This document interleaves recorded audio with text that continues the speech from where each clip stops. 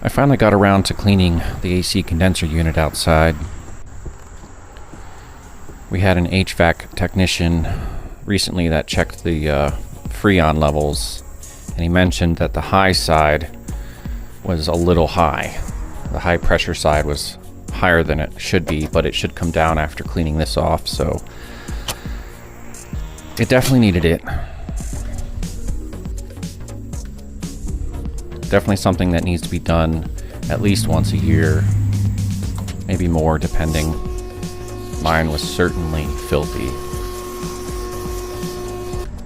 I like taking the top and side panels off because I can do a much better thorough clean. Vacuum off all the dry stuff, get rid of the wasp nests. That was annoying because they kept coming back and bothering me.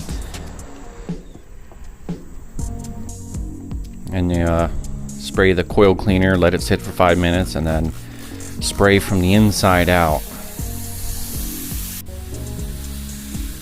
And put it all back together. And the AC does seem to be pushing out colder air now. Just don't get anything electrical wet. Good to go.